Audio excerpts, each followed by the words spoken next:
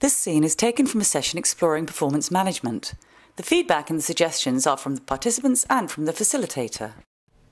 Hi, Chris. So this is your MTR.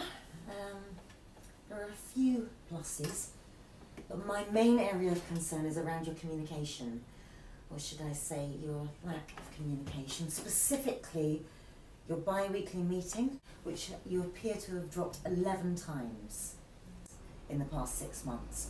Now, I need to understand what's going on, because we had a conversation about this, and I made it clear that I wanted you to prioritise these meetings. So, what is happening?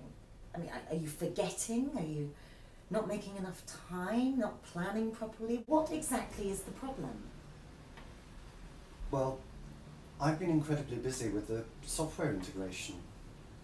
I know the meetings are important, but if it's between holding a meeting and hitting the milestone, then the milestone wins. So your colleagues are capable of doing both, but not you? Well, she's certainly been direct, but also very unsympathetic and negative, and I think, if I'm right, all her questions were closed and leading questions. And so I'd really like her to let him speak and listen to him. I'd like her to sound calmer and as though she's got time for a conversation. And remember, it's his MTR, not just a telling off. So maybe she could also remember what he's doing well at work. Hi, Chris. How are you? Good, thank you. Take a seat. So, MTR time. Seem to come around quickly, don't they? I just wanted to know how you feel about the past 6 months. Well, there's been a lot to learn, particularly with regard to the leadership angle of the role. Yes.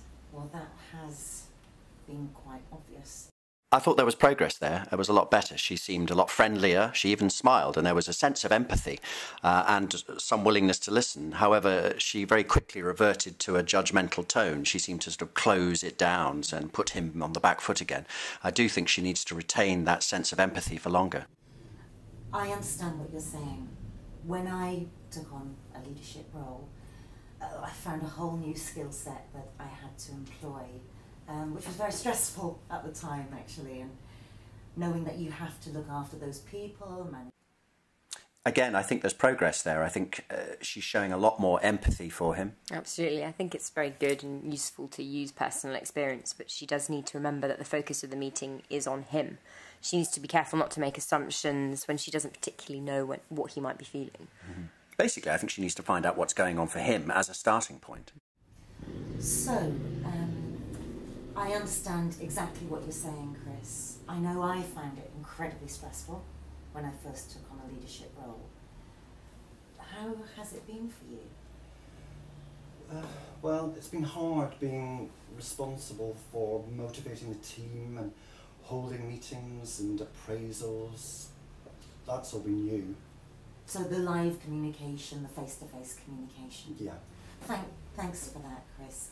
What exactly do you find difficult about those interactions? Great, so she's asked a couple of good open questions and a two-way conversation is beginning. It's a much better start. Now we can move forward to explore what's really going on, set expectations and realistic goals, with a far greater likelihood of Chris feeling that he's supported as well as challenged, and a more positive outcome all round.